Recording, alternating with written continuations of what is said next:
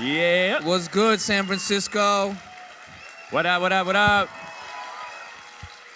Wow, lot What of up, love. what up? Lot of love, lot of love. Thank you. Thank you. Hope you guys all went out and bought the book. Damn. I gotta go for the Warriors now? This is what's Let's going go on? I Dubs. gotta go for the Warriors? Let's go Giants. Let's go Giants. Let's go Sharks. Y'all are very convincing, very convincing. But yo, thank you for having us here today. This is David Lavin, all right? The original producer of Fresh Off the Boat on Vice, all right? How you doing? Those that don't know, he created that show with me. We started that show in San Francisco. Did the first episode out here. San Francisco is where the show started. Did everybody see it? No. Everybody's seen it? No. All right. Yeah, you've seen it. You might have seen him carrying Farolito burritos around for me. Burrito holder. The burrito holder. Yeah. All right, pretty Indian, all those things. Yeah, but yo, San Fran's very special to us. It's where we started the show. It's where, I'm from here. I grew up about like 10 Yo. blocks that way. And the Warriors, let's go Warriors, huh? Warriors are cool. Warriors are cool. Well, look, before we kick off our little Q&A and then you guys do yours, I'm going to read a little bit from the book. So everybody always sees, myself, my family, my youngest brother, Evan, but the middle brother, all right? Middle brother is always forgotten, and he moved back to China. So he lives in Chengdu, and he sells fried chicken out there. So I always dedicate the reading to my middle brother, Emery, and this is his chapter. My earliest memories are from 1985. I don't have many memories before that year, but I remember 1985. I was excited. My mom was making me a friend. He's gonna be more than a friend, my mom said. He's your brother. Is that the best friend you can have? I asked. Absolutely. Brother is best friend you will ever have. But you fight with your brother all the time. Eddie, little monster, I can't hide anything from you. Mom thought to herself for a second, then explained it to me. I love my family, but we're not the best example. It was hard for our generation. Some born in China, some in Taiwan. Everyone come to America have to learn new things. Life was hard, but you and your brother have to stick together, okay? Okay. Promise? Promise. In the weeks leading up to the birth, I hung on every word she told me about brothers. She told me a story about two brothers having a harmless fight in the kitchen that spilled over to the basement. One brother tumbled down the stairs and hit his head on a nail. He died. She kept telling me morbid stories about brothers fighting to the death in preparation for my brother Emery's arrival. It freaked me out, but I was still excited. I wanted a best friend. Dad didn't say much about Emery, but that didn't surprise me. He was always working late, and I was asleep by the time he got home. When I woke up, he was already going back to work. Why is Dad so mean, Mom? Your dad is not mean. He's under a lot of stress. Business is not good. Is that why he yells at you? Eddie, when me and Dad fight, don't pay attention. You guys are loud. So nosy. Next time you hear us fight, you go sleep, okay? I didn't understand my dad back then, and therefore I didn't like him. But on March 7th, 1985, everything changed. Emery was born. Dad came home from the hospital and picked me up. I remember he was very stern. Eddie, let's go see your mom.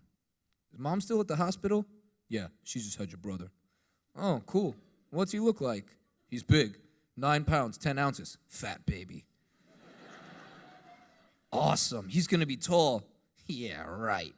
He loves saying, yeah, right. We got in our Chevy Malibu station wagon and went off to the hospital. I didn't say anything to my dad. He didn't say anything to me. I just stared out the window at the trees. I like trees in Northern Virginia. Passing now in a blur as we drove up and down the hills. It felt like we were on a roller coaster. Soon we pulled into the drugstore. I thought we were going to the hospital.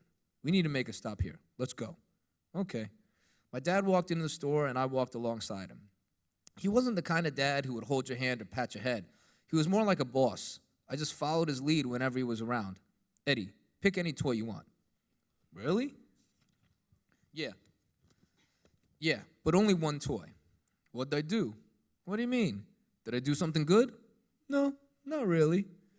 I was suspicious. Was this a trap? My dad never did anything nice. Even my mom rarely got me toys. Something was wrong. Why am I getting a toy then? He was hiding something from me. I remember he looked away, didn't make much eye contact. Eddie, Dad will always love you. I didn't understand. He just kept staring at the wall of toys. If I was with my mom, I'd be bouncing off the wall, picking through the toys, but I was careful around my dad. He always told me, walk straight, stand straight, chest out. I stood there as stiff as I could and stared at the wall with him. Then he spoke. Xiaowin, which was my first name before the fortune teller changed it twice. Your brother Emery is born today, but I want you to remember what I tell you. No matter what happens, no matter how much we love your brother, it doesn't change how we feel about you. Mom and Dad will always love you, okay? Nothing will ever change that. I know. How do you know? I shrugged. Really? You aren't worried that we may like Emery more? No, I never thought about it. Emery's supposed to be my best friend. Ha, who told you that? Mom. She's right. You have a good mom. I didn't know she already told you this. Yeah, I want to go meet Emery. Okay, we'll pick a toy and then we go see Emery. I knew exactly which toy I wanted. Dad, I want the green He-Man car. But there was one problem with that choice. Just as my dad went to grab it, I spoke up. But I don't have a He-Man, Dad. He wasn't falling for it. You want the car or you want a He-Man? I want the car. You sure? This is what Americans call put the car before the He-Man. Yeah, I want the car. Why do you want the car? The car is green. I like green. Plus, it's bigger. He-Man is just a man. Okay, here's your car. He handed me the car.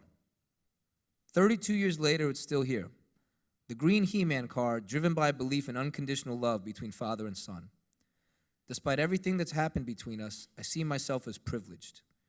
My dad stopped the world on March 7, 1985, to remind me that he loved me, and I'll never forget it.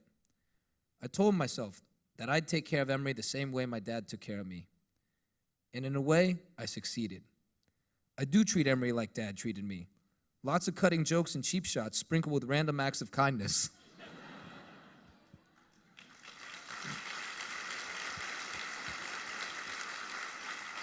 Family.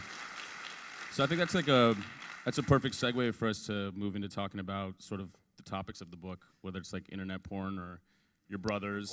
Always ready to talk internet porn. Always ready. The first book to me it was a lot about sort of your experience growing up in Orlando and also about your parents.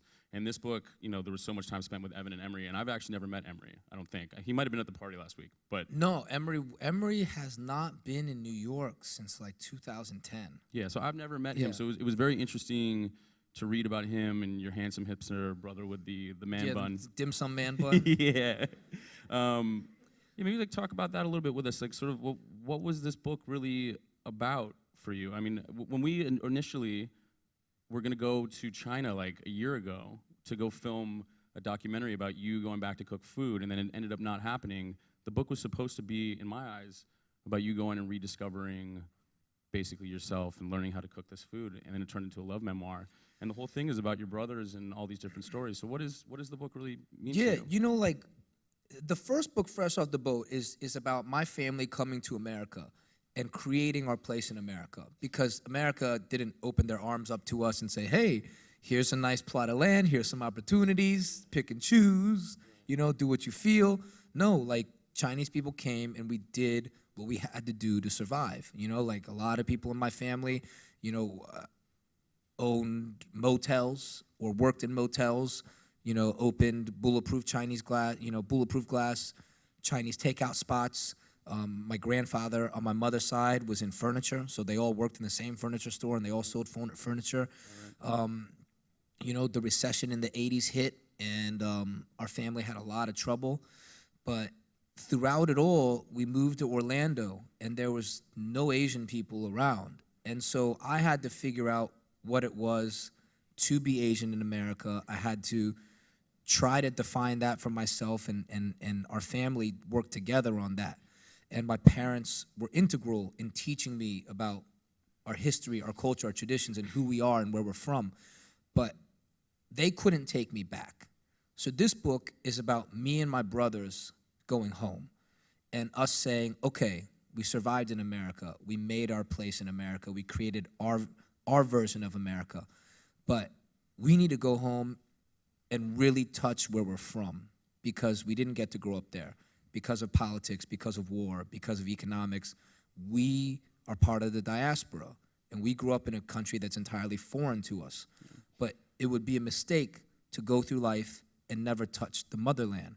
So this book is about three brothers going home to find out where they're from and what could have been. How did it feel when you got there? I mean, did you feel accepted? I mean, I know, like, listen, I'm a kid that's half Jewish, half Indian, never Jewish enough to be Jewish, never Indian enough to be Indian. Yeah. Like, how does it feel? But you pretty. Yeah, you're pretty. But you know, and then I turned chubby. As the season goes longer and longer, a chubby Indian. The chubby chasers are out there, Dave. The chubby chasers will find you. Yeah. Did you feel accepted when you got back? You know, no, the thing is, you go back and you immediately realize, like, wow, my face is Chinese. Like, from my face, this is what I am. But even just the hairstyles and clothes, immediately cats are like, I don't even know where you're from. Like, they would look at the way I dress and my hair, and people in China are just like, you're an alien, you know? And I'm like, yes, people in America feel the same way.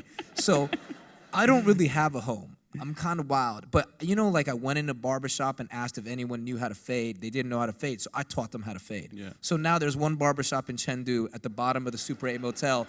There's one cat that knows how to fade. And that to me is cultural exchange. Right? Yeah.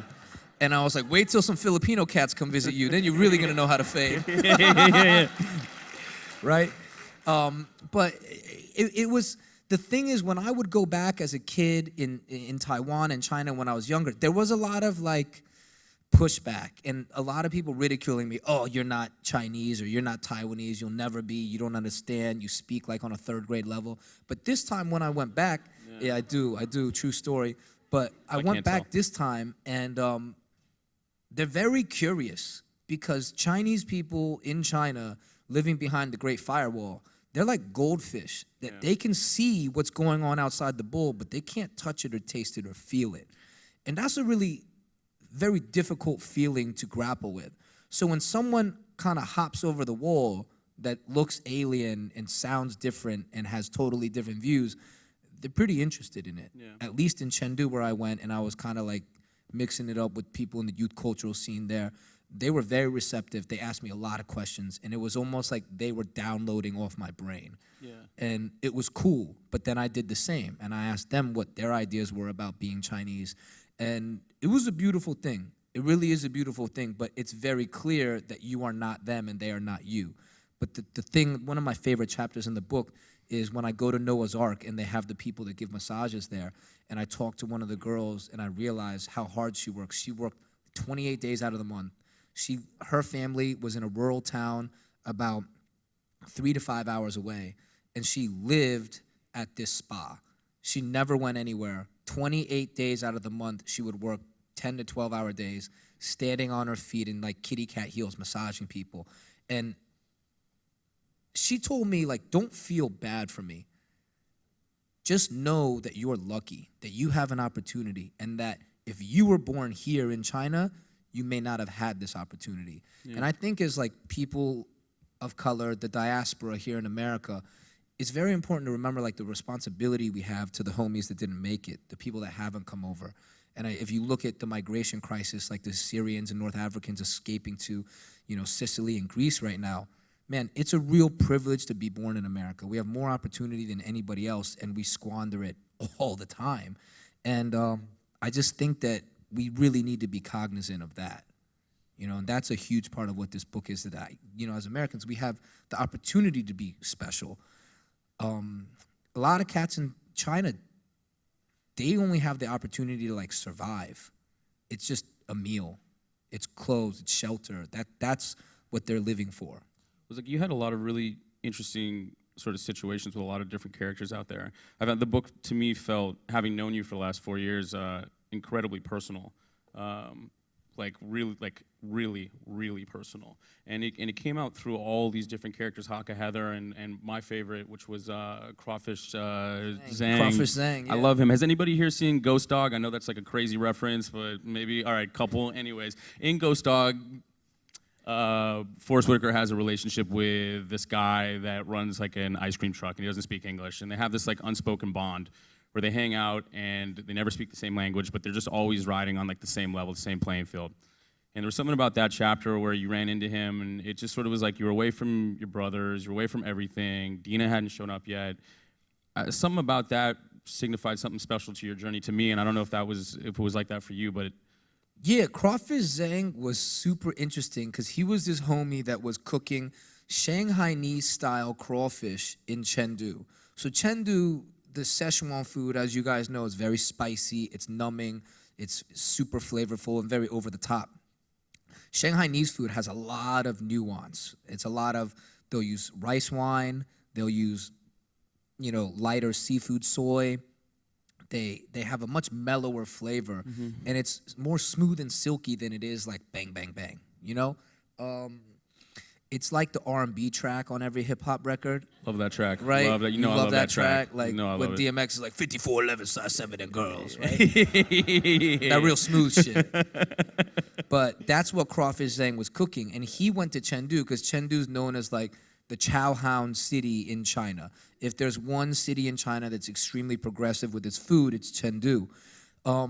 But he, like me, was a foreigner in Chengdu. He's from Shanghai. He's very different. He speaks like a different dialect, and his food is totally different.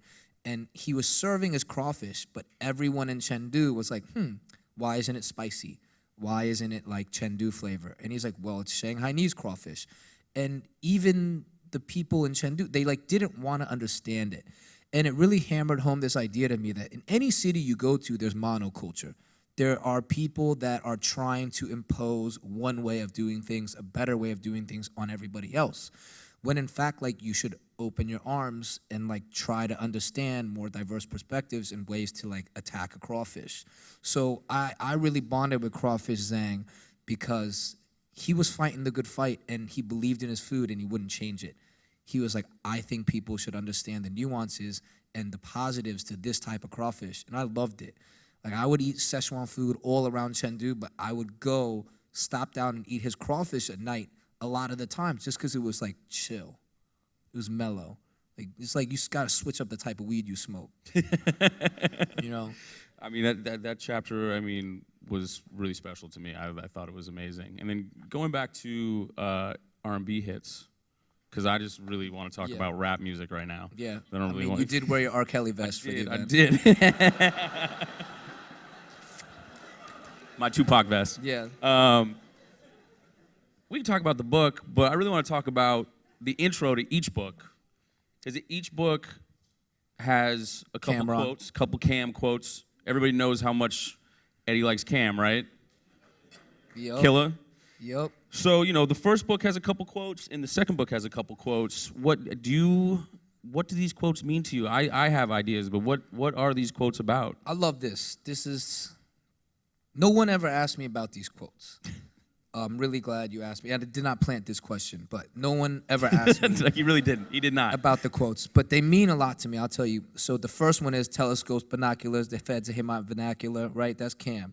So it's all about, when I wrote Fresh Out the Boat and I write this book, there's always like old heads, old literary people, or like middle-aged people on Amazon, like, this would be a beautiful book about diaspora and like a refusal to assimilate and the Asian American experience, but why do you have to use this slang? Why do you have to use these curse words? And why all these references to hip hop, And I'm just like, cause I'm not an old head that fucking grew up listening to 10cc,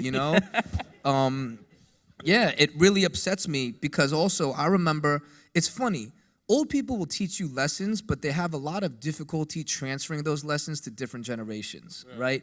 And so it's like you read the romantic poets, like Wordsworth and things like that in school. You'll read Wordsworth, you'll read Coleridge, you'll read Emerson, and these were the romantic poets, the romantic writers, and they took back poetry and they used vernacular and they chose not to use like ornate language. And that's what I'm trying to do, And there were movements in Chinese literature as well, like around the May 4th movement, where students were taking over and they were reclaiming their language and using language they spoke every day and writing books that sounded like they talked to each other. And that's what I prefer. I don't want to read a book that feels like it's talking down to me, or they're like going online using a thesaurus, using words they never say in person. So that's why this Cam quote, telescopes, binoculars, the feds hate my vernacular, that's an important quote to me. And so that's from Cam. The second one is from Kanye, the crib scar face couldn't be more Tony. You love me for me, could you be more phony? And that's how I felt for all of like 2013, 14, 15, was there's just like a lot of new cats in my life. You know, at times also this is, man, I hate to say it, but I gotta be honest, like as writing this book, you'll see what happens in the end of the book. There's a love interest in the book, and you know, like this thought went through my head sometimes. We'll probably talk about that at some point, right? Good God. Maybe. Do we have to? Good God. All right. It's on you, fam. And then also, you know, 13, 14, 15, I took a lot of heat because I stood up for what I think. I think I stood up for Asian America with the whole fresh off the boat ABC thing because, you know, we got on base and we did it off the book, you know, off the life story, and we did the show, but I really wanted the show to go further. I wanted the show to like hit on a lot more things, such as like, you know, the socioeconomic troubles that we face as Asian Americans, the domestic violence issues, or not, you know, I don't want to couch it in that way. Like, it's just the domestic violence that happens. It's titled and called domestic violence by Americans, the American judicial system, but it's just like a culture clash of how we deal with violence in households, especially immigrant households. I felt like fresh off the boat, the book really does deal with that, and there was a unique opportunity to try to address something that affects a lot of immigrants in this country and makes us feel weird, and was a real theme in my life. And I just felt like there was a lot of opportunity that was missed. And then when I spoke out, a lot of people understood me, people of all cultures, immigrants from around the world in America. But I took some flack from like Hollywood and producers and things like that. And, you know, I just remember people in Hollywood saying, you'll never do this again, like just enjoy the ride. A network sitcom, this is as good as it gets, just enjoy it, count the money, take the check, yada yada. Yo, I never went back to that. I didn't do season 2. I gave up my voiceover bread, you know, because I wanted, you know, I take my money for the underlying rights because I wrote that book. I deserve that cash. Do you know what I mean? But the voiceover I don't do because I don't watch the show and I don't participate. I do think it's very important. I think it's great that Asian Americans are on base, that there is another kind of character that's been unlocked in America, but I want to do more. Like, I'm going to write more stuff, you know? Yeah. So this quote from Prodigy is for this one snake-ass dude on the show. I wrote, now take these words home and think it through, or the next rhyme I write might be about you. Be careful, So, man. You know, don't test the champion sound. I mean, that You kind of don't want tests. that brings me kind of to your writing style, which is like crazy authentic. Yeah. You know what I mean? It's like when you speak to me and when you speak to anybody, when you're reading the book, you can literally hear you speaking it. I mean, you speak the same in every single form, whether it's on the show, whether it's in the book, whether it's in person. But there's also been some developments because you remember how long it took me to read the first book? You didn't finish the first book, fam. Yeah. But in my defense, we were spending every day together on the road. We were on the road together. Me going home at the end of the night to read about you. It was a little too much. But, you know, the first book was very much, you know, to me, stream of consciousness. I'd be sitting here, you're in a room, talking about stuff. Next thing I know, I'm on like the sidelines with like John Starks, and then all of a sudden, like, in a hip-hop video, like, it was very stream of consciousness. It was amazing. This one felt like very focused. Like every chapter and every scene had its own story that went to this overall narrative. Was that a conscious decision that you made? Yeah, you know, like, and I've been speaking about it, is the first book, I just had a lot of things I wanted to get out. And I felt like the things I was saying had been unsaid for a long time, and my ideas were kind of original, and the way I was speaking was original. And I really relied on like raw talent, right? And it felt like the first book, it's like T-Mac with the Raptors, you know what I mean? And he's just doing his thing, whatever. But then I looked at the book, I went back and I read it, and I was like, you know what? I wish I edited this like a couple more times. But then I was like, you know what? I'm glad I didn't, because that is like raw passion and emotion of like a 29-year-old kid that's been silenced in America for so long. It's important I wrote it. It's important it was captured. It's there. It's raw. It's flawed, right? But this time around, I was like, and I think this is an important lesson for cats. If there's writers out there, musicians out there, artists out there, you know, it's beautiful when you do your first works and it's just, you know, it's your id screaming, it's your ego screaming, and you're just out there and it's wild, because you'll never get that back, that feeling of like, I have to write this, I have to paint this, I have to sing this, because I've been silenced for so long. Those are beautiful works to see. But then you gotta grow up. You got to take it to the next level, and you got to say, all right, what is it I'm trying to say? What is it I'm trying to say? And I started thinking about, okay, if the purpose of writing is to communicate, how do I say this the best? And what is the story and narrative that I want to convey? And I was very disciplined. If it didn't further narrative, I didn't include it in the book. And that was tough. I went through 8 revisions with this book. It got to the end where we sent out the advanced reader's copies to the critics, and I was reading it, and I was like, Chris, who's my editor, Chris Jackson, I was like, see, like, I want to edit it one more time. He's like, you fucking crazy. This shit's already out. And I was like, I don't care. They can review it based on what it is. There's 150 words to 200 words I want to cut. And, you know, in the scheme of a book, that's not much. But I was like, there is a word on every page I can cut, and I want to make this tighter. I want to put some Spanx on this bitch, you know? And he was like, look, man, if you want to do the work, let's go. Let's go. And that's why he's my ace. Chris Jackson's the best. And we did a little rogue operation, and I edited it. I actually finished the book in Taiwan. The last edit was at the W Hotel in Taiwan while I was shooting the show. I just stayed up late one night, bang, bang, bang, bang, bang, cutting words, sent it back to him. I had, you know, one of our producers scan every single page, and it went back, and that's how I finished the book. But like, you know, when you love something, it's very difficult to let it go. Yeah, and then you have to, as we call it, this sounds terrible, but in production, kill your babies. Yeah. So it's like, you have to let stuff go to the cutting room floor. You have to let it happen.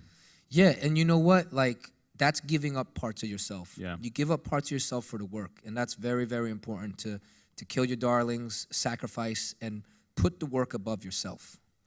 I kind of want to read. I hate reading in front of large amounts of people, but I kind of want to talk about this. Large amounts of people, fam. Tiny. Well, like one of my favorite chapters in the book, just because I remember you texting me, is when you ate all that weed beef jerky. Yeah. And you all know, like, you know, when you eat edibles, you should probably just go light. So like, I got a text from Eddie one day that was like, "Yo, I'm dead," and I'm like, "What do you?" He's like, "What do you like? What's up?" Like. He like literally was texting me. He thought he was dead. He thought he was a ghost. He thought he was texting me. I was like, yo, this is crazy. Like, and that was it. Like, it was like 3 texts. I'm like, all right, dog. And NBA All-Star Weekend in Houston. I was a wrap. I found like Ciroc, some you know, lean or whatever. There was a Smoothie King. I like a dirty Smoothie King. Just killing beef jerky. Then ate weed jerky. Wrap. And had an Don't do it. Don't do it. Don't do it. Don't do it. So you had an out-of-body experience and thought you were dead. And it was just funny because when I picked up the book and I started reading it, I like wrote the quote down here, so I'm not going to pick the book up. But I was reading it and I was like, oh, shit. I was like, I remember when you texted me and thought you were dead. I was like, here's the full story. Yep. Real rap. But in a weird way, like I felt like it was one of the most important parts of the book for a couple different reasons. But I'll try and read it. So it was, you know, Eddie's talking to the doctor, and the doctor goes to him, son, there's nothing I can do for you medically, but man to man, if you're going to eat weed, I have a bit of advice for you. And he goes, what is it, sir? Don't be such a pussy about it. Footnoted too, though. The footnote, I'm going to get to the footnotes in a minute because the footnotes are amazing. But first I'm going to ask you about this quote. But yeah, so don't be such a pussy about it. Which has a footnote, by the way, that says, I swear to God the doctor said that to me. I'm not making this up. I didn't. The doctor said that. I'll try, but I'm starting to think that this is all there is. And he goes, being a pussy? Come again? And he goes, running. I got to keep running. And I don't know why, but I love that. What did that mean? What did you mean by that? Yeah, you know, it was funny because people at the the publishing house wanted to cut the epilogue. They were like, it's too wild, it's too like spur of the moment, experimental. The rest of the book's very controlled. Why do you have this wild, uncontrolled prologue? And that is specifically there because that's the bridge from the first book to the second book. And that moment was huge for me because after I wrote Fresh Off the Boat, people really started to fuck with me. And it was weird because I've been an underdog my whole life. I've been counted out. And all of a sudden, people expected things from me. They wanted things from me, and they agreed with everything I was saying. And I was like, wait, no, I'm used to people fighting me on this. Like, I used to have, like, a debate with people, and I'd have to prove myself, and it was good because it checked me. But when you start to be accepted, you have to learn to start checking yourself. And you have to be your own judge. And is very difficult. And I started running.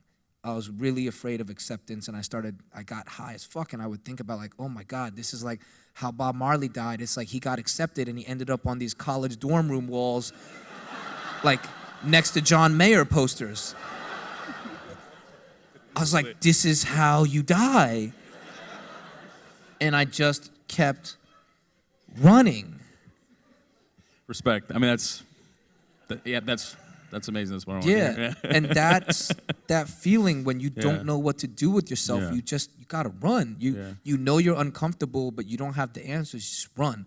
But this book, eventually, you'll see. You know, like that's where it starts. That's where the book starts, and the prologue is very important. Also, because I'm a dumbass, the epilogue to the book is online. So after you finish the book, go read the epilogue online. This is a very complete book. The ending is here, but just to tie up some loose ends, because you know there's some tragic things that happen in this book. We'll get there. No, we don't have to. No, we can just keep talking about rap. Let them rap. read about it. Let them read about it. The thing is that there is an epilogue that you should really read when you finish because it kind of just ties up some things for you that I want you to know, but that don't necessarily fit narrative in this book. You know, this is a complete book, front to back. We finished it right here intentionally, but the epilogue's online. Going back to that section with the footnotes, I've never I don't read much, but I've never read a lot of books that have as many footnotes. I think it has a lot to do with your vernacular, which is that like, and when we were making Fresh Off the Boat in the first place, the original show on Vice, I remember, you know, we'd say things in there and somebody at the company would be like, yo, you need to put like something at the bottom that says what it means. And we'd be like, no, fuck that. Like, if you don't know what it means, go look it up. And so I kind of felt like with this book, it's really special. I mean, like I had to Google LeBron James's feet. You know what I'm saying? Yeah. And they're crazy. Have you guys Googled LeBron James's feet? Like, they look crazy. And I'm not just hating because he's on the Cavs and let's go Dubs, but like his feet look crazy. But like, I learned a lot from the footnotes. Like, I learned a lot. And I like that you don't sugarcoat things. You're just like, I'm gonna say this, and then down here you can understand what it is, but I'm not gonna change my vernacular just so that you can understand. So talk to me about the footnotes, man. It's very, where did you get that from? Is that just like, what's this all about? The footnotes is not just to explain things. At times it's to explain things, but then in a different way, because I don't want to disturb the flow. But I also, the thing is this, I write this book for people of my generation with similar references and things because we're groups that don't really get addressed in literature. Right? We're groups that are very forgotten by literature. Hip-hop heads, Asian Americans, immigrants, diaspora. Like, we don't get represented and we don't get talked to. These books are always kind of like forcing us to catch up with them and their references, which I have no idea about.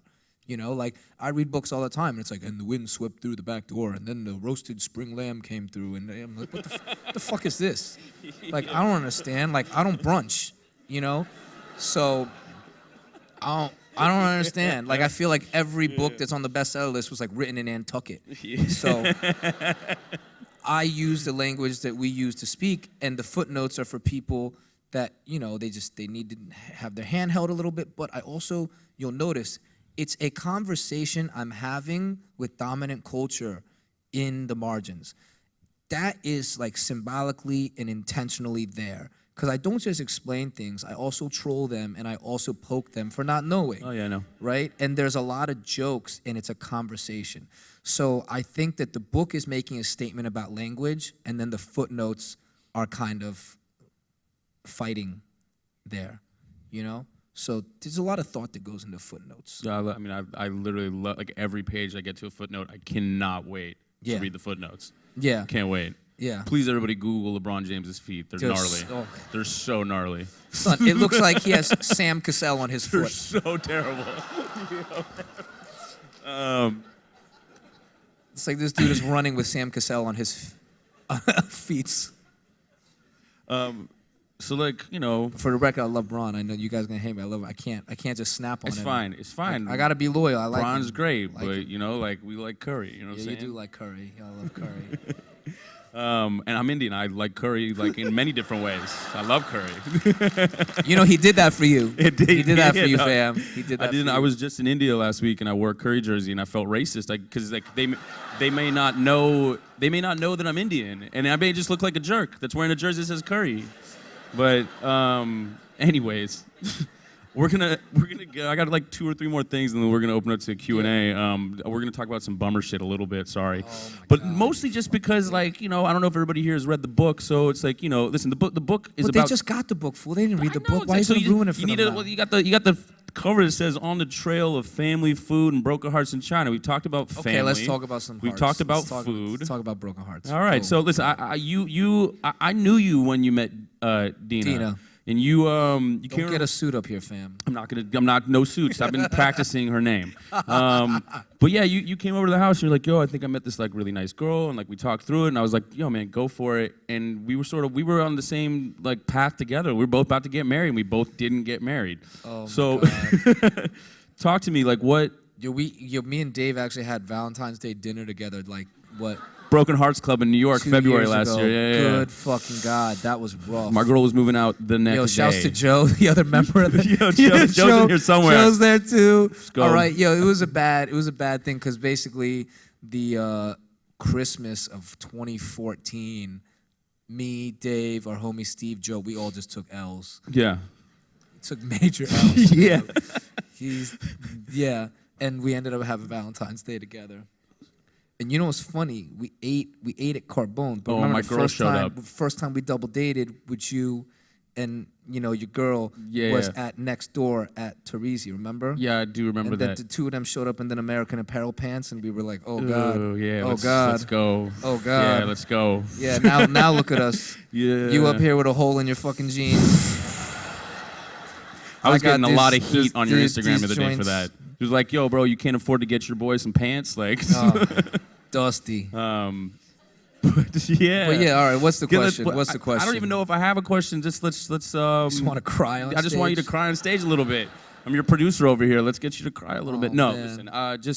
Just give us give us a taste. Like what was you went there for food, and you ended up having this journey with your brothers, and it's almost in a weird way like we barely speak about Dina so much in the book. She sort of comes up sparingly, and then at the end, you know, we get to her, but it's not to give everything away. Fuck. Well, no, you but- know what the thing is Dina is very special to me because she was, you know, some people you meet in life and they love you, but it's almost, you don't know if they're totally conscious or aware of it.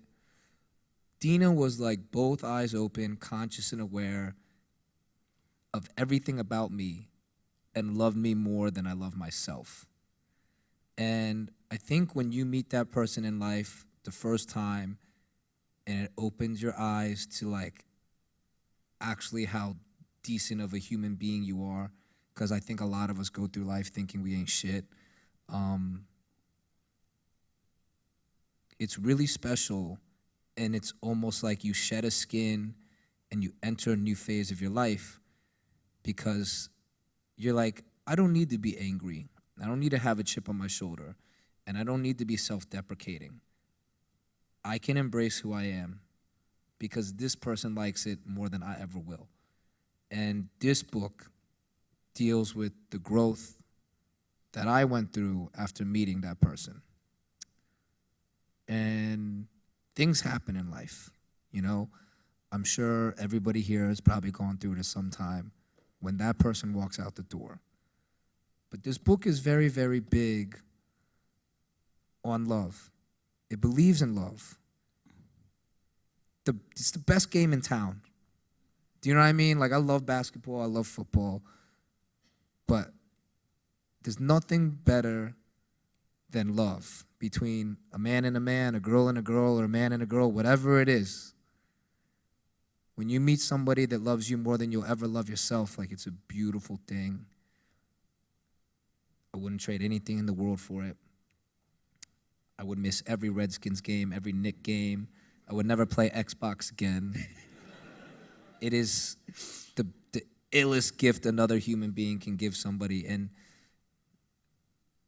when you're in it, I tell people now, just stay in it. Don't think about like the mechanics. Don't think about houses and kids and dogs, because those are in a lot of ways like socialized things. Like love is something that doesn't need to be socialized or categorized or even explained at times. It's something you feel and it's beautiful. And I tell people when they're loved, just stay in it. Just stay in it. Don't let other people distract you. Don't let anything pull you out. Just stay in it, because like you never know how long it lasts, and it is the best game in town.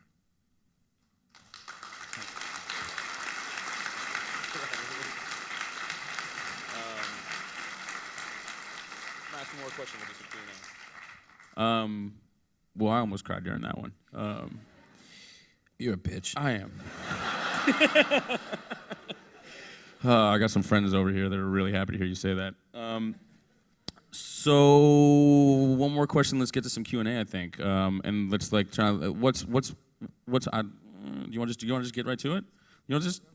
Not really anything that great. I was going to say like maybe a few words about Barry Bonds. I love Barry Bonds. All right, let's go Barry Bonds. Yeah. I will tell you this, man. I literally have right here a few words about Barry Bonds. Barry Bonds is the greatest hitter of all time. Anybody that tells you different is a fucking fool. All right? Listen, that whole era, everybody did it, and he was one of the last cats to do it, okay? And batting, there's a lot more into it than just juicing. It's like hand speed, eyes, discipline, intelligence, everything. And like Barry Bonds is the fall guy for an entire era that the MLB fostered and created and allowed to happen, and he took the fall, and it's bullshit. So let's go to Q&A.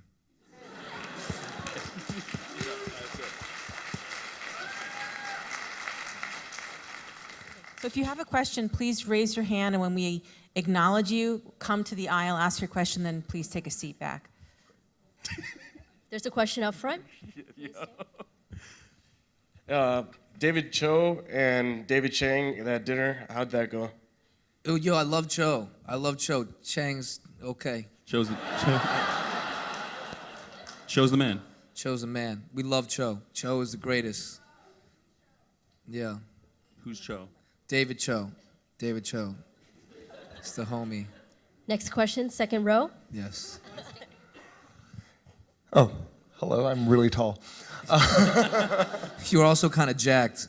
Thank you. First, I wanted to What's say... up, beef? I wanted to say a comment first. On one of the episodes, you introduced the world on how to correctly eat Chinese soup dumplings. Yeah. I told that to my family in Nanjing, and they were so surprised that they didn't know about that before. So thank you. Yeah, no doubt, man. Shouts to Nanjing, you know? But my question was, I know that you went to law school, but then afterwards you went, instead of being a lawyer, you started a restaurant. I come from a pretty heavily Asian family. I don't want to assume, but I think yours did as well. How did your parents feel about? What do you mean, like heavily Asian? My dad dropped it twice in my mom. Yo, man. They're like, can you lightweight make babies? Kind of. I'm kidding. I'm not gonna troll everybody. This guy's funny. We're doing it. You guys, you be safe. All right. Ask questions. Were your parents supportive of you starting BaoHaus? No, my dad is a dick. I love him, but it's also how he raised me and he trained me. My dad trolled me, and when I told him I wanted to open a restaurant, he's like, "You're not ready. You don't know what it takes, even though you've worked for me for like 10 years. He's like, "You should go intern for David Chang," and it made me super mad. But I think he did it on purpose. That's just what my dad does. My dad's been playing mind games with me since I was a kid, but like he loves me. He's my biggest supporter. I think your parents are always supporting you. Anything they say out of fear. I think it's very important for Asian kids to know, like, your parents love you, man. No one will ever love you more than your parents. It's tough to, Asian parents are beautiful, like at least, and I can't speak for all of them. I'll tell my parents. very hard on me. They were always like, don't do this, be safe, be a doctor, lawyer, engineer, yada, yada. Yo, man, they're super happy with what I've done with BaoHaus. You know, like, they're super happy and proud. It's just that they were scared. They were fucking scared, and you can't blame them for that. You can't blame them. They're just scared, and it's almost like they'll take the fall and they'll be the bad guy in your life so that you can win. But you do what you want to do. You follow your heart. You do what you want to do. Your parents are going to love you regardless. Just believe it. Know it. They may not always know how to say it. Next question on your left. How you doing? Oh, what's up? What's up, bro? So quick question. First and foremost, congratulations on the second book. Thank you. Yeah, major success, media and all that. You know, you're an idol for a lot of us Asian American males growing up in the city. My question for you is, so I'm actually born and raised in San Francisco. I know that in the book you talk a little bit about malls. You know, you talk about how wherever you go, all the malls kind of look the same. Everyone's trying to boost that vibe and stuff. My question to you is, what are your thoughts on like gentrification and like for a guy who's born and raised in San Francisco, you know, follow the hustle. I know you're all about following the money. It's a money game. Like, where do you go with that, being from San Francisco, but seeing that gentrification come in on top? Okay, repeat the question one more time. I mean, to make it simple, it's like, it's all a money game, right? Like, you focus on the money, you focus on that, but at the same time, being born and raised in the city, like, you have friends from like high school, middle school, who are hating on people, like techies and stuff, coming into the city. But at the same time, I want to go into that realm. I want to go into the tech industry. Like, it's a clash. So Okay, what are this your is a thoughts good on question. This is a very good question. I understand what you're saying. Look, I hate on, like, when I came out to San Francisco, like 6 years ago, we came out and did the first episode. 4 years, but yeah. 4 years. Well, I've been coming to San Francisco. You know, I always come out here. Every year I'll be in San Francisco for like a week or something like that. And slowly you've seen the gentrification of this city and the techies coming in and things like that. And a lot of other groups too, but primarily, you know, the tech industry. And I don't like it. I don't live in the city, but just as someone who like frequents it, I don't think it's like, it's easy to say techies in Silicon Valley, and I've said it too, but industries aren't themselves insidious. It's what people do with their money and the way that they plan their cities.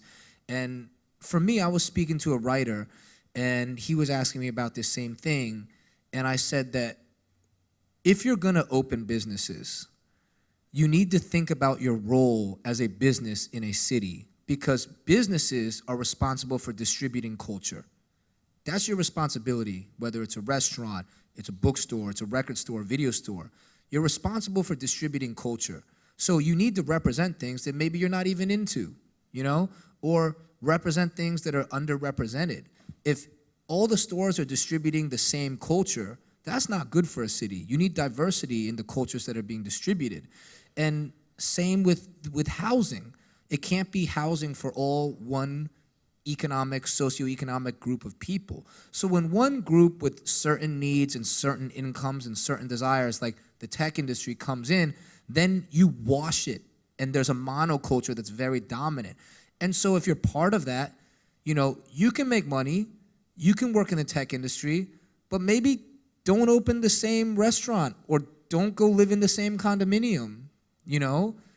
Like, there needs to be variety in the way cities are organized. And, you know, I would give you a book to read, is Jane Jacobs' The Life and Death of Great American Cities. It's an incredible book, and I think all of this stuff starts with urban planning, right? So yeah, I think it just, look at restaurants too. There's no record shops anymore. There's no video stores. People buy clothes online. One of the last few things that neighborhoods have, because you have to physically go, are barbershops and restaurants. And if all the restaurants are serving the same shit on toast points, like, there goes your culture. Goodbye, right? So it's very important that people stick up for things, distribute different cultures, and support different cultures. Thank you. Yeah. You got anything to say? Yeah. Next question to your right, up here.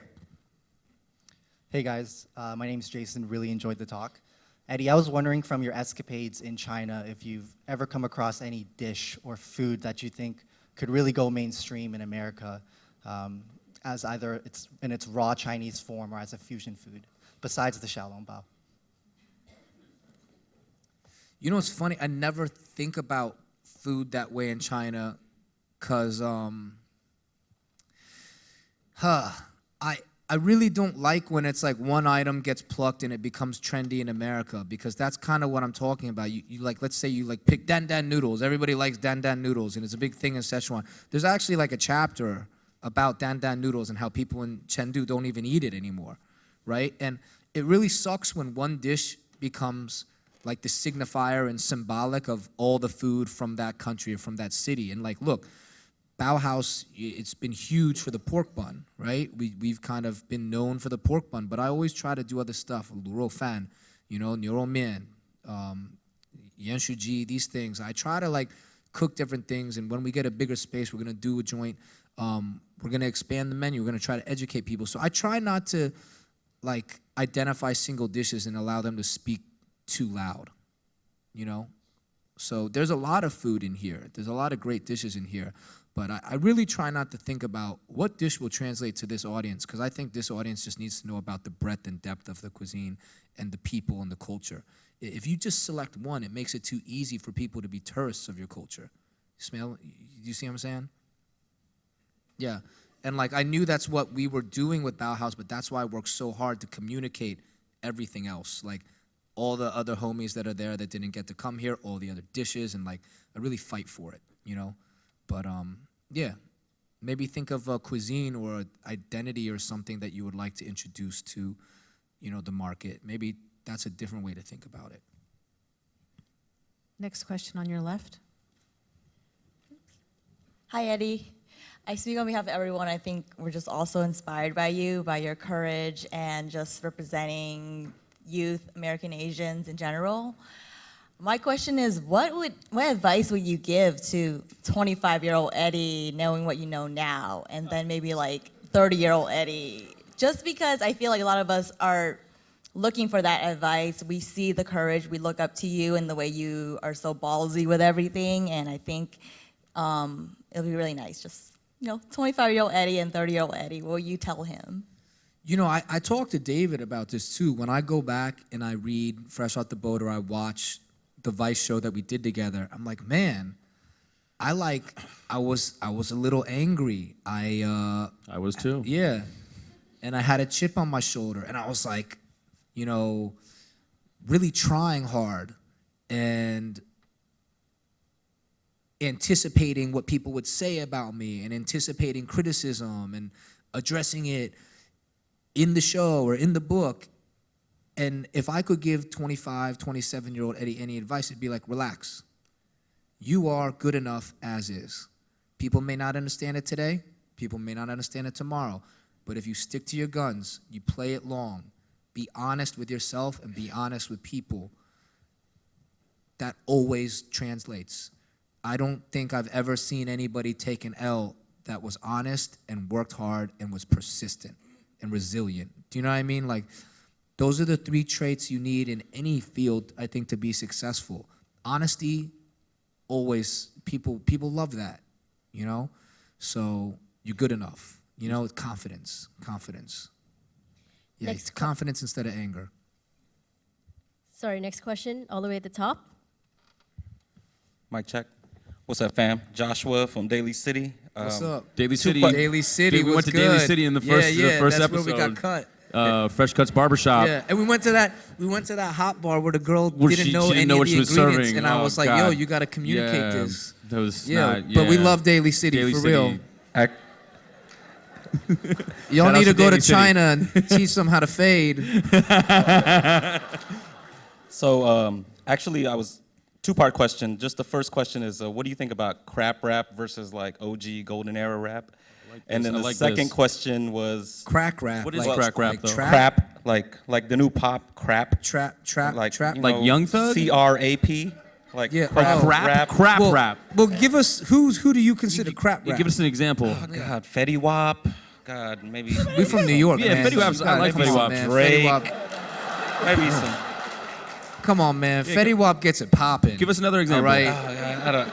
Yo, I mean, How would we have had sex in 2015 without Fetty Wap? Well, I just thought maybe like what you seeing the differences between like the new Shout age some and other people out. Yeah, give us some more. What else you got? Who else is crap? If you say guwap, we're gonna be mad. Yo. We're gonna be mad. Actually, wasn't really my question to begin with. I was just asking for somebody. We just want to talk about rappers. Yo, tell. All right, come on. So what's the question? Crap rap? Crap rap versus You don't like the Fetty Wap? golden era. Golden era, like new rap versus like golden era. What were your thoughts of like the differences? Since you seem to be like a really hip hop head. Yeah, I mean, I listened to It Was Written, the whole album, like yesterday. So, I mean, every day I listen to like 5 albums. I stay in the headphones, you know? But I rotate it, you know? I listen to Skepta, I listen to A$AP Ferg, I listen to Chance, I listen to Schoolboy's new shit, right? Future. Lil you know, Uzi you Vert. probably, I don't know, do you hate on Future too? But my real question though was like, because Wait, what is the But question? I don't understand the question. For real. It's for real. I was asking It's it like for new somebody else. people suck at rapping and old people were better at rapping. No, my real question was like, so your first episode of Viceland was going to Daly City, right?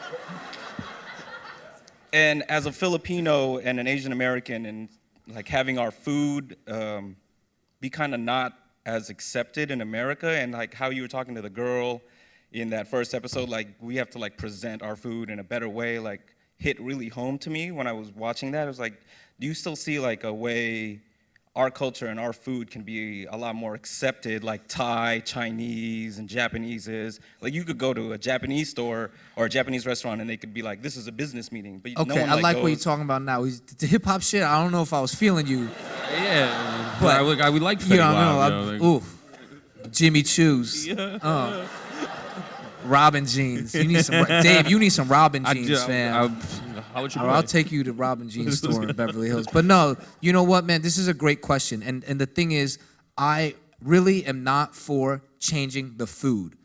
The food, adobo chicken, you know, sisig, the oxtail with the peanut butter John. I forget the name. It's fly. Slamming. Yeah. Slamming, right?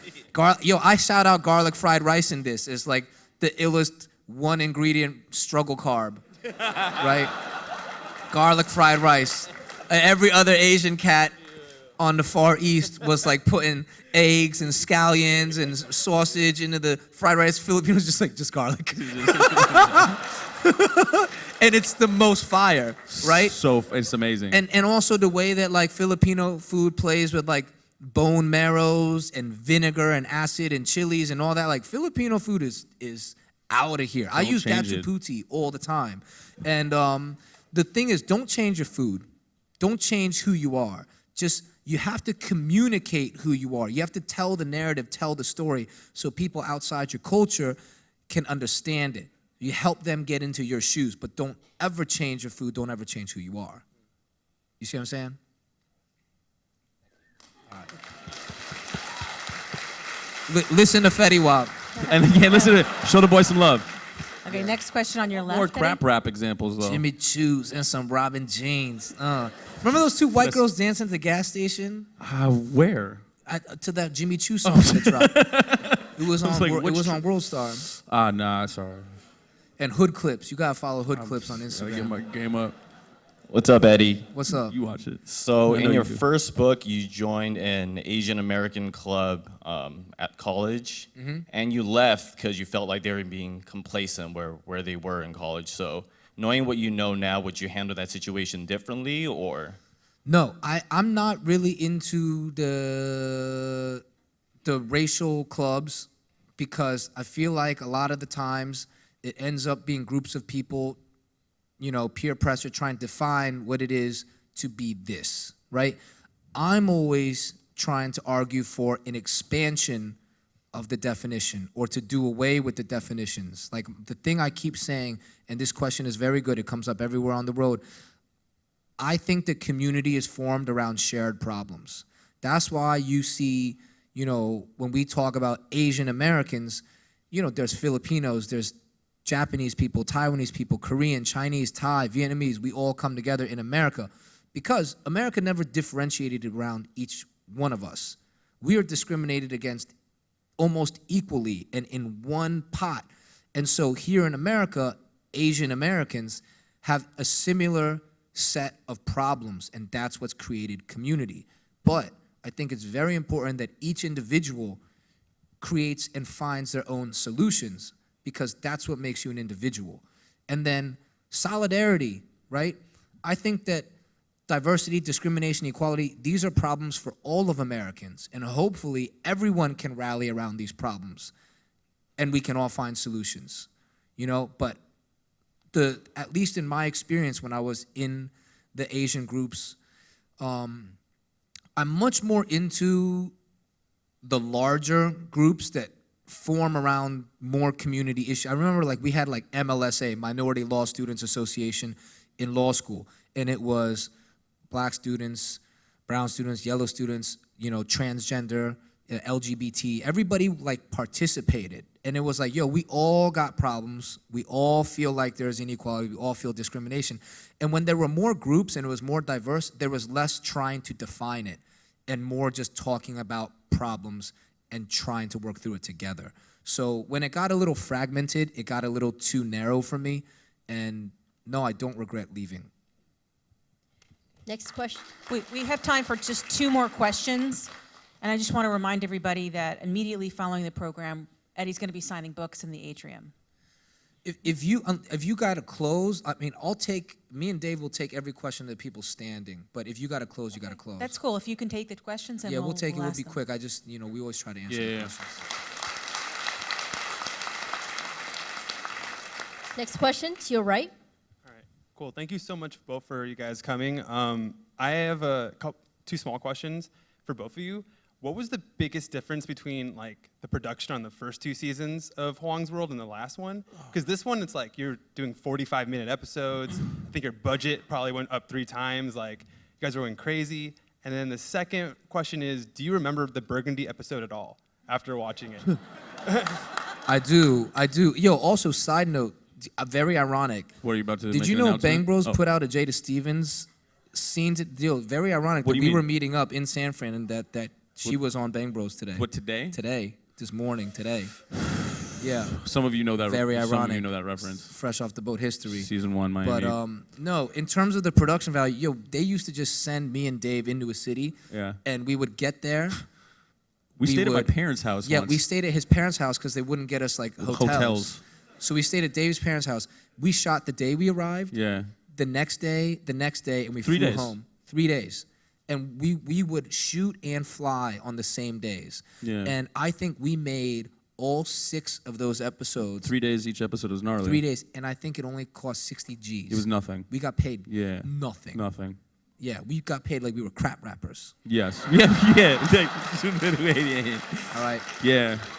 Now But- we're respected like the golden era. Now we get like 12 days. We did, when you see the China finale, Yeah.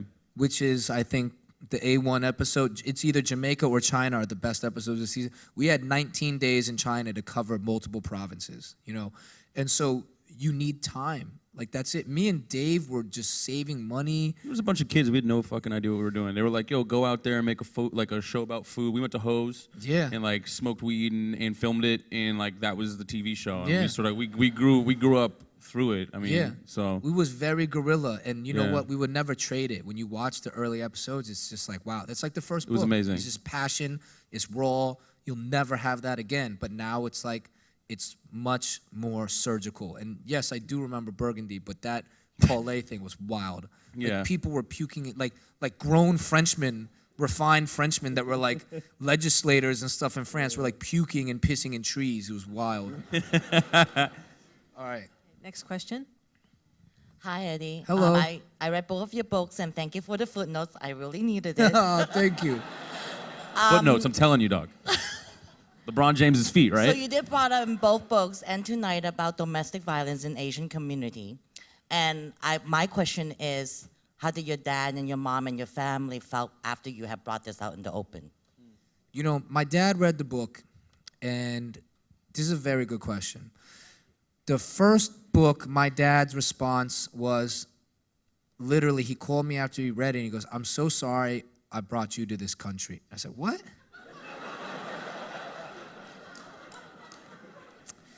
He said, Taiwanese-Chinese people of my generation always just assume that we had it harder than you because we came from Taiwan and we were poor and we had to fight to get over here and then fight once we were here. But he's like, to be born in a foreign place that you're alien and you don't know if you fit in, you don't know who you are, he's like, psychologically, this is something I will never understand. Because he's like, I always knew who I was. And so that was my father's response, which I thought was really interesting. And it was very satisfying to hear that. And it felt like he was able to understand what I went through and what Dave goes through and what a lot of people go through. The second book he read, and I saw him when I went home, and I said, how'd you like the book? He said, I stopped reading. And I said, oh, yeah? And I knew why, because he read about the domestic violence I write about in it. And he's like, you know, why'd you have to write about that? I was like, because it happened. And I said, but Dad, that's not the be-all, end-all. I said, maybe society, maybe you, maybe other people want to judge you and brand you for that and say, that's the be-all, end-all, you're a bad guy. I said, read the whole book. Read the whole book because that's not my understanding of you. That's not who you are to me. And I understand why these things happened in our family. And I don't think Mom wanted to hit you, and I don't think you wanted to hit Mom. And life's not easy. Humans aren't perfect. This happened, but we stuck together and we made it. And he read the book and he finished it and he loved it. He loved it. And he's like, you really understood it. You really did. And so that's my dad's response, you know? Thanks.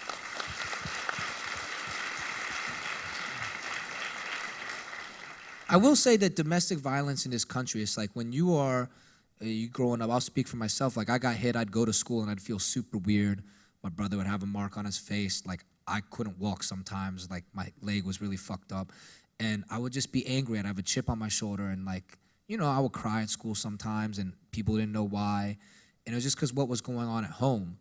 But, you know, when I'd see things on TV or hear people talk about it in school and be like, if this is happening at home, you need to tell us because your parents are bad and yada, yada. It just compounded it. You know, cop came to my house and that never helped. It compounded it. I really, really think that we need to deal with domestic violence in a rehabilitative way and not in a punitive way where it's like, you're bad, you're going to jail, we're breaking up this family. Like, nobody wants their family broken apart. But we do need help and we do need to be understood. And so for me, that's a lot of my work is about that.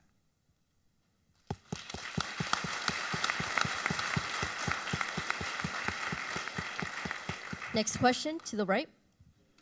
What's going on, Eddie? What's up, man? I'm mixed. I'm black and I'm Korean. So seeing somebody as an Asian American male on TV in Hollywood is a big thing, you know, especially if you have a script and you're not, you know, someone who's white. That's a huge deal to actually get it to a producer and get it off. That's a dope thing, and I really accept that, and I appreciate that, you know, that you did that. Thanks. Second thing is, I know you love the Puerto Ricans in New York, but have you been to Puerto Rico? Because I've been to Puerto Rico, and I love it, and I love the Puerto Rican food in Puerto Rico more than I love the Puerto Rican food in New York, and I just wanted to tell you that. So, Yeah, you no, know. I've been to Puerto Rico also. Yo, the #1 Puerto Rican representative is here, Rafael Martinez, stand up fam for Puerto Rico. Let's go, all right?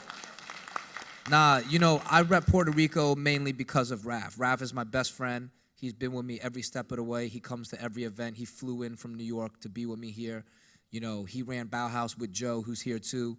I rep wherever my friends are from, I rep it, you know?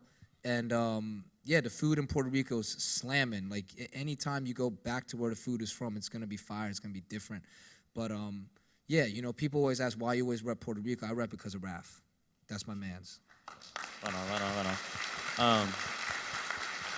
And I had one more quick question. I'm someone that likes to travel a lot, and I see that you travel a lot, and you know, you go experience food in different places and different people. How do you break that open to different people that you meet in different places? Because I know there's like monoculture and there's like different way that people like conversate and stuff like that. Like how do you open up to people and actually like start a discussion and get to know people? how do I start a discussion? I don't think about it. I'm just like, we're human beings. We have to have something in common. Which is food. Food is one. Yeah, also like just, like basic shit. You sleep, you eat, you shit. You talk about things like Sports. Yeah, basic things. You got irritable bowel syndrome. You got IBS. Okay. Me too. Yeah. Oh, Yeah, tight. oh, cool. I How just do you pooped deal my with that? pants. Yeah. No, but really, I think it's that don't ever go to a place and feel like, oh, they're different. I'm gonna approach them in a different way. It's more just like, all right, what do I think is gonna be similar? What am I pretty positive we both share? Let's start there. Yeah. Next question. Hello, Eddie. Hi. So you mentioned a lot about ethnic identity. Like in your book, Fresh Off the Boat, you talk a lot about Taiwanese identity, and previously you talked about going to China and like going back to your home, right? It's like this sort of idea of ethnic identity. And I feel like the idea of ethnic identity is very pervasive in Asian American culture, right? There's there's like Japanese communities, Korean communities, and like all these different types of ethnic communities, right? But at the same time, you also mention about a sort of pan-Asian ethnic like solidarity, right? So then how can you make these like sort of idiosyncratic ethnic identities be compatible with this idea of a pan-ethnic Asian like solidarity? Like how can you make those two like sort of go together? Well, the thing is exactly what I said about shared problems. Like when you are part of a diaspora that, there's Vietnamese and Chinese and Korean people in France. There's, people from East Asia have migrated all around the world. People from all around the world have migrated all around the world. And even, let's even go broader than Pan-Asian, because I want you to like understand and how to expand these definitions and boundaries. Like there's a third culture. There's a third culture of people who are just the diaspora around the world that are from one place and raised in another and have the ability to go back and forth. And that's a third culture. And just in that experience of being third culture diaspora, there are shared problems. And that brings you together. That gives you commonality. That gives you community. Next question, to your right. Eddie, man, I appreciate all of your authenticity and your relatability to everybody here in the audience, and thank you for coming tonight. Thanks, Two man. questions. The first is, I know you're a sneakerhead. I'm curious, your favorite pair, your most coveted pair of sneakers that you've ever went after, are the ones that you got. Ooh, you all So are I'm gonna curious kill about me. that That's one. a good question. That's Oof, one. y'all are gonna kill me. The second one is, part of what I love about your work, and especially in the books, is the references to hip hop and to basketball. That Tracy McGrady, 29 years old, Toronto Raptor. I mean, I connected right there with you. but I'm curious how a lot of your experience, has related to, Black American culture within hip hop and with basketball. And I don't want you to make any sweeping judgments about, how that's been received. But I'm curious how Black Americans, African Americans have responded to a lot of your work. Yo, my man, thank you, because this is the nicest way anyone's ever asked this question. No, it actually is. Shouts to you, because honestly, it's kind of this thing that I've been like made fun of and ridiculed for a long time, ever since I was a kid in Chinese school. People were like, oh, he's the black Chinese kid, And it's just, when you're 5 or 6, you're not really like thinking. Things gravitate and they speak to you and they feel real. And it just happened that it started to accumulate. Everything that I gravitated towards was from the black community, black culture. And when I go back and I think about it, one of the stories I always tell is, I was one of those kids, when I saw fruit at the grocery store, I just like to pinch it. I was like, oh, peaches, word. And like, it's funny because the same feeling I had about fruit is, I see butts, I'm like, I'm bruising the fruit. But I remember being at like Magruder's grocery store when I was a kid with my mom, just pinching fruit, and she's like, stop it, because if you bruise the fruit, we gotta buy it. And she like smacked me in the store. And I remember I'd see like, the white kids in the shopping cart, and they're like hitting oranges, and they all fall. And the mom's like, oh, somebody else will clean this up. I saw it all the time. But then if I saw Muslim kids or black kids or Indian kids in the grocery store, they were always getting smacked up like me. And I was like, oh, we must be similar. Because your mom doesn't like you pinching the fruit either. But white kids just throwing oranges on the floor. But it's cool. I wanted to throw oranges. I was like, man, God, please let me throw oranges on the floor. This is in the knapsack of privilege. But yeah. My thing is that in America, it was race was very binary. You never saw an Asian on TV if it wasn't Bruce Lee. And then even when I watched like Kung Fu: The Legend Continues, I was like, I think David Carradine is white. And it was like, it was just funny. Like they were having white people act as Asians, and I was like, this is really weird. And I had no role models. And I remember watching like Romeo Must Die or what was the Mira Sorvino, Replacement Killers? Yeah, Replacement Killers. I was like, why the Asian cats never get any mushu in these films? Like, I was like, if James Bond doesn't even have to save the shorty and she's like in the mix. Barely even in it. You're getting shaken, not stirred, you know? And I was just like, what's up with this? I don't understand. And so, you know, I remember I read Thank You, Jackie Robinson as a kid. I read Hank Aaron's autobiography. I listened to hip hop. I watched basketball, and I loved Charles Barkley. And I loved Huckleberry Finn, right? I loved Jim and Huckleberry Finn as a kid.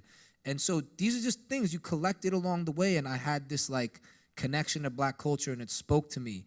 And I never allowed other people to tear me from it. I never allowed people to tell me that my relationship to black culture was fake or a lie or false, because I knew in my heart it got me through.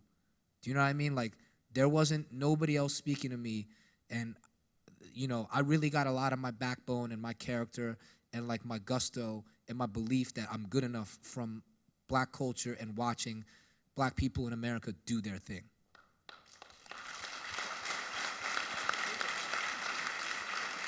Sneakers. Oh man, it used to be the Fire Red Jordan 5 was my favorite sneaker, but y'all don't kill me. The South Beach LeBron 8, I love it. I love the South Beach LeBron 8.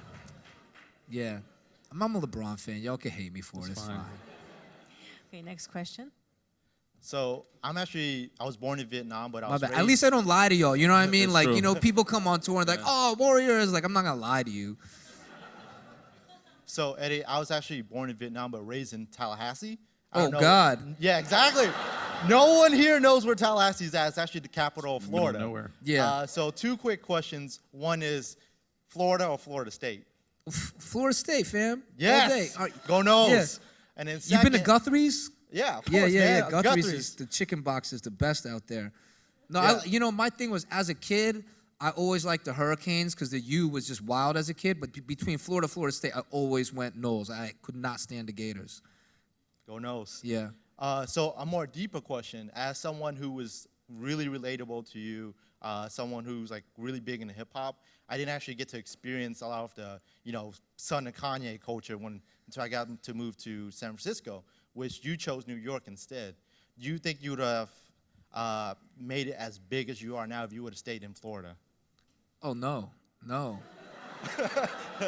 I had to leave. The last time I was in Florida, I was on felony probation. Like, I couldn't go anywhere in Florida. It was bad. Florida was rough, man. That was like the darkest period of my life was Florida. I don't think anyone should live in Florida. I mean, you don't have to pay taxes because they want you to be there. Like, it's like, please come, don't pay taxes.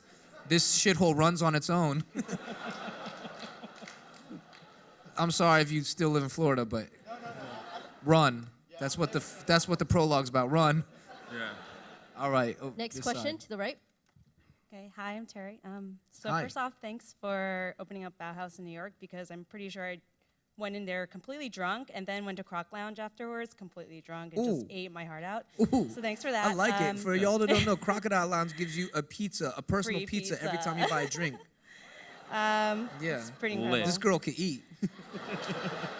Yes, that's true. Okay, so my question is this. It's a bit cheesy, but you talk about following your heart. So I'm wondering, how do you listen to your heart? Do you like smoke weed and journal, or do you like talk to a lot of friends, or like how do you go about? Yeah, you know, like I do smoke weed, and it's the thing that is always funny to talk about and stuff. But like, what are you asking me? What I usually do with my day? Because like I do. Yes. Yes. Yeah, I mean I do smoke weed every day, but I would like to highlight some of the other things I do as well. Yeah, you know, if I have something to say and I want to write, like I'll cancel the day. Like I'll wake up at 8 a.m. and when I'm writing, I know. I wake up some days, I'm like, it's gonna be a hot one. Like, I got some things to say. I'll cancel the day. I'll sit down. I'll play a bunch of songs, and inevitably I'll hit on a song that makes me feel like this is the mood of today. This is where my brain is at today. And I'll loop that song for literally 8 to 12 hours and just write. I'll sit in a chair, I'll write, I'll order delivery, I'll only get up to like pee, and that's it. Like I really, those are the best days when I get to write. Yeah, other ways I follow my heart, you know, you just feel things and you do it. Sometimes it's relationships, sometimes it's business, sometimes I just like want to play basketball. But yeah, I definitely am very in tune with my spirit and what my body wants to do, what my mind wants to do, and I do it. Next question. Hi, Eddie. I'm Sharon, huge fan. Thanks for coming out tonight. Thanks for coming. I'm a Taiwanese American. My parents are Viceland, meaning Yeah. my parents were in Taiwan, grew up in Taiwan, and my grandparents are Chinese. So growing up, I had a really hard time identifying with both Taiwanese and Chinese culture. So my question is, what do you identify with the most? And in your own words, how do you explain the difference? Yeah, you know, this is a thing in the community is there's always like the Taiwanese cats that their parents were there before 1949, and they'll frequently tell you, you're not actually Taiwanese, you're Chinese. And I say, you feel that way? Or you're gonna clap to tell people they're not Taiwanese? You like to take that away from people? Go you. I feel like it's kind of mean. I feel like if I want to rep Puerto Rico because I have love for Raphael, I'm gonna rep Puerto Rico. It's like out of love, you know? Like, I like Taiwan. I'm gonna say I'm Taiwanese. I've learned a lot from there. I identify with Taiwan. I love Taiwan. You know, I also know that my grandparents are from China, but my parents were born in Taiwan, you know? And so I think that I have as much right as anyone to say I'm Taiwanese, but I don't feel the need to say, this makes me Chinese, and this part of me is Chinese, and this part's Taiwanese, and this part's American. I am what I am. I'm the collection of my experiences, and no one will take those experiences away from me. You're welcome. Thank you. Next question. Hi, Eddie. One, I just wanted to say off the bat that something that has always drawn me to you is your honesty. Whether you're in Chengdu eating American Chinese food and being like, this is really weird, so I need to get high first. Here's my Mongolian pipe. Or you're in Sicily and showing that ultra-right conservatives are going to arrest you for showing parts of the country they don't like. That's something that I've always really appreciated about you. And so if you want to talk about that, I'd love to hear. But I have a question just as a San Francisco native as well, who's been here since the 90s. I was born in a hospital 3 blocks down the road from this street that's going to get turned into condominiums that'll probably sell for millions of dollars. But how, as someone who was raised by this city holistically by my parents, I have lesbian mothers and a black brother, and I'm Jewish, but I also feel like I was raised by E40, and tell me when to go. Like I can sing every word to that song. This is the most San Francisco dude ever. Yo, unicorn. Unicorn. Unicorn. But I mean, but I also, in kindergarten, we said Joseon in the morning because there were more Chinese kids who couldn't speak English than white kids. Like, I've been 2.5% of every school I went to in this city. Now that I see that everything's changing, I struggle because I want to know how to give back. How do I reinvest in a city I feel like I've lost when it gave me everything I am? Oh, man.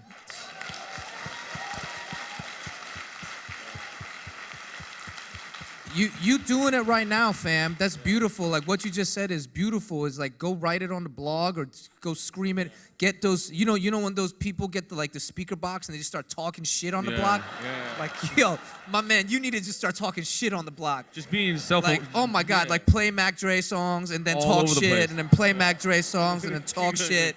Yeah. Do the Thizzle dance a little bit. Oh my and come God. back. Yeah, like it's incredible. Like you are the product of your experiences, and they mean something to you, and you have an identity that David is like. That's San Francisco, like, and it's beautiful, and it's your thing, and it's your experiences, and just don't let nobody take your city from you, man. Like you can't let them take this from you. Like this city raised you, and those experiences happened in this city. You're from the soil. Yeah, it's the opportunity. It's you're lucky to be here, and so. I don't have a specific thing. All I'm saying is like remember it, hang on to it, and fight for it. That's it. That's all you can do. Yeah, that's it. Dude. No, I mean, you're This- you're self-aware. It's like Wow. being self-aware We about it. might need to put him on a show, I think fam, for you real. might need to replace me. Wow. Wow. Okay, and last question. Last question. That was tough to. No, come you're good. last. It's gonna be great. Good. You're gonna be. So many of us, Asian Americans and many other cultures, the people of this diaspora don't speak our language. We're losing our mother tongue. We're becoming so assimilated. My question for you is in multiple layers. How do we hang on to our culture? How do you hang on to your culture? And how much does language and food really mean to you? Whew, it means a lot, you know, but it's never too late to learn, right? You definitely, you know, sign up for classes, whatever. I think language is I know language is extremely important because there's ideas in every language. There's ideas in every culture that are represented in their language. And I frequently have to use Chinese words to explain things to my American friends and then explain to them what that Chinese word means. Because every country, every culture has a different system and way of expressing itself. It's very beautiful. And losing those things really sucks. But look, if you can't cook the food and you can't speak the language, don't ever let people tell you you're still not it. Do you know what I mean? Like, I remember people saying that. I see other people attack each other like, oh, I'm more Asian than you or you're less Asian. I think it's a crappy game to play. You know, if people want to connect with their roots and they want to connect with their culture, I think we should be proud of that. I think we should foster that, and we should help in any way we can.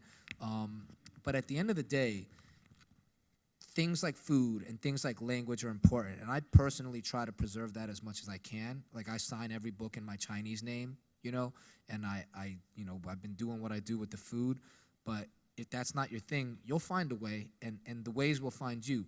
Identity is something that you'll never escape. You'll never be able to run away and deny forever who and where you're from.